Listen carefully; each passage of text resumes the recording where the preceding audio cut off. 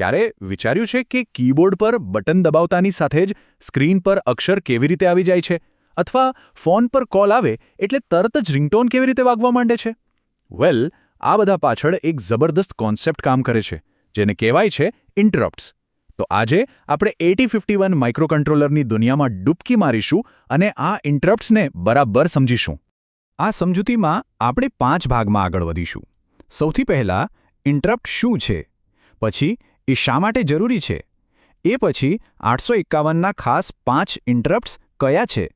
Interrupts અને polling વચ્ચે શું તફાવત છે? અને છેલ્લે ઇન્ટરપ્ટ વેક્ટર ટેબલ શું છે? ચાલો શરૂ કરીએ. તો ચાલો સીધા જ મૂળ વાત પર આવીએ. સૌથી પહેલો અને સૌથી જરૂરી સવાલ, આ ઇન્ટરપ્ટ છે શું? વિચારો, કોઈ મશીન જે પોતાનું કામ કરીએ જાય છે, એની સામે અચાનક કોઈ નવી પરિસ્થિતિ આવી જાય તો એ શું કરશે? એ કેવી રીતે રિએક્ટ કરશે? આ સવાલ જ આપણને ઇન્ટરપ્ટ્સ તરફ દોરી જાય છે. ચાલો આને એકદમ સિમ્પલ રીતે સમજીએ. કલ્પના કરો કે તમે કોઈ મસ્ત મજાની ચોપડી વાંચી રહ્યા છો, એકદમ ધ્યાનથી. આ જે વાંચવાનું કામ છે એને માઇક્રોકન્ટ્રોલરનું મુખ્ય કામ એટલે કે એનો મેઇન પ્રોગ્રામ સમજી લો.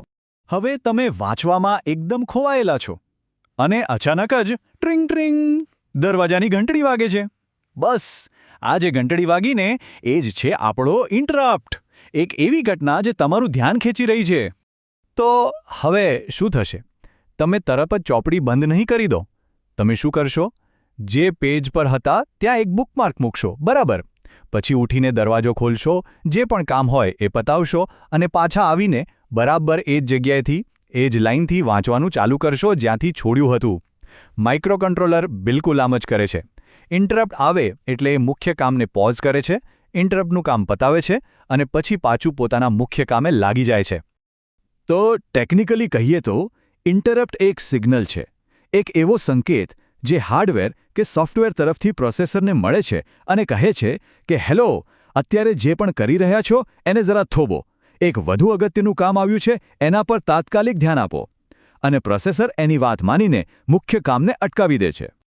ઓકે, તો હવે એ તો સમજાઈ ગયું કે ઇન્ટરપ્ટ શું છે, પણ સવાલ એ છે કે એની આટલી બધી જરૂરી કેમ છે? એ આટલા મહત્વના કેમ છે? ચાલો એ જોઈએ. આનું કારણ છે કાર્યક્ષમતા. ઇન્ટરપ્ટ્સથી સીપીયુને આઝાદી મળે છે, એને બીજા કામો પર ધ્યાન આપવાનો સમય મળે છે. આનાથી રિયલ ટાઈમમાં એટલે કે તરત જ પ્રતિક્રિયા આપી શકાય છે. અને હા, મલ્ટીટાસ્કિંગ પણ શક્ય બને છે. વિચારો, જો ઇન્ટરપ્ટ ન હોત તો શું થાત? આપણો ફોન સતત ચેક કરતો રહેત, કોઈનો ફોન આવ્યો, હવે આવ્યો, હવે આવ્યો. આખો દિવસ બસ આ જ કરત અને બેટરી કલાકોમાં જ ખતમ. પણ ઇન્ટરપ્ટને કારણે સીપીયુ આરામ કરે છે. જ્યારે ફોન આવે ત્યારે જ એક સિગ્નલ એને જગાડે છે. આનાથી સમય અને પાવર બંને બચે છે. ઓકે, ચાલો હવે થોડું સ્પેસિફિક થઈએ. વાત કરીએ 8051 માઇક્રોકન્ટ્રોલરની. એમાં કયા કયા ઇન્ટરપ્ટ્સ હોય છે? ચલો એક નજર કરીએ. યાદ રાખજો, 8051માં કુલ 5 અલગ અલગ પ્રકારના ઇન્ટરપ્ટ્સ હોય છે. 5. ચાલો આ પાંચેયને ઓળખીએ. આ રહ્યું એ લિસ્ટ. જુઓ, અહીં 5 ઇન્ટરપ્ટ્સ છે.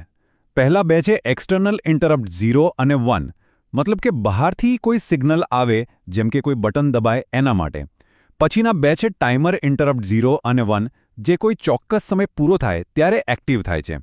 અને છેલ્લો છે સિરિયલ પોર્ટ ઇન્ટરપ્ટ, જે ડેટા ટ્રાન્સફર માટે વપરાય છે. હવે આમાં સૌથી અગત્યની વસ્તુ છે વેક્ટર એડ્રેસ. આ એક ખાસ મેમરી એડ્રેસ છે. જ્યારે પણ કોઈ ઇન્ટરપ્ટ આવે ત્યારે સીપીયુ બીજું કશું જ વિચાર્યા વગર સીધું આ એડ્રેસ પર પહોંચી જાય છે. એવું સમજો કે આ દરેક ઇન્ટરપ્ટના ઘરનું પાક્કું સરનામું છે. હવે ઇન્ટરપ્ટને હજુ વધુ સારી રીતે સમજવું હોય તો એની સરખામણી એના વિકલ્પ સાથે કરવી પડે.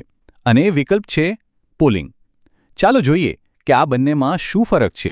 જુઓ, આ તફાવત બહુ સીધો અને સરળ છે. ઇન્ટરપ્ટ એટલે દરવાજાની ઘંટડી. મહેમાન આવે, ઘંટડી વગાડે અને આપણે દરવાજો ખોલીએ. સીપીયુ ત્યાં સુધી પોતાનું કામ કરતું રહે છે. પણ પોલિંગ એટલે શું ખબર છે? દર 5 મિનિટે દરવાજો ચેક કરવો. કોઈ આવ્યું છે? નથી આવ્યું. 5 મિનિટ પછી ફરી કોઈ આવ્યું છે? નથી આવ્યું. આમાં સીપીયુ સતત વ્યસ્ત રહે છે, બિનજરૂરી રીતે. એટલે જ ઇન્ટરપ્ટ પદ્ધતિ વધુ કાર્યક્ષમ, વધુ સ્માર્ટ છે, જ્યારે પોલિંગ બિનકાર્યક્ષમ છે અને પ્રોસેસરનો સમય વેડફે છે.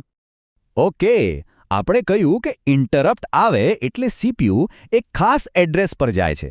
પણ આ બધી વ્યવસ્થા ક્યાં હોય છે? સીપીયુ માટે આખો રોડમેપ ક્યાં દોરેલો હોય છે? એનો જવાબ છે ઇન્ટરપ્ટ વેક્ટર ટેબલમાં. મતલબ જ્યારે દરવાજાની ઘંટડી વાગે ત્યારે સીપીયુને કેવી રીતે ખબર પડે છે કે ક્યાં જવાનું છે અને શું કરવાનું છે? એ ભૂલું કેમ નથી પડતું? આ રહ્યું એનું રહસ્ય. 8051 ઇન્ટરપ્ટ વેક્ટર ટેબલ. આને તમે સીપીયુની એક એડ્રેસ બુક સમજી શકો છો.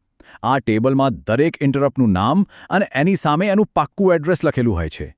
આ એડ્રેસ મેમરીમાં ફિક્સ હોય છે. એટલે દાખલા તરીકે જ્યારે પણ એક્સટર્નલ ઇન્ટરપ્ટ 0 આવે, સીપીયુ તરત જ 0003H એડ્રેસ પર પહોંચી જાય છે. એને કશું શોધવાની જરૂર જ નથી. આ કારણે જ આખી સિસ્ટમ એટલી ઝડપી અને ભરોસાપાત્ર બને છે. બધું પહેલેથી જ નક્કી છે. તો કીબોર્ડના એક ટાઈપથી લઈને જીવન બચાવતા મેડિકલ સાધનો સુધી ઇન્ટરપ્ટ્સ દરેક જગ્યાએ છે. એ આધુનિક ટેકનોલોજીનો પાયો છે. હવે જરા આસપાસ નજર કરો અને વિચારો, રોજબરોજ વપરાતી એવી કઈ એક વસ્તુ છે જે ઇન્ટરપ્ટ્સ વગર કામ જ ન કરી શકે? આ સવાલ પર વિચારતા રહીએ અને આજની આ ચર્ચાને અહીં જ વિરામ આપીએ.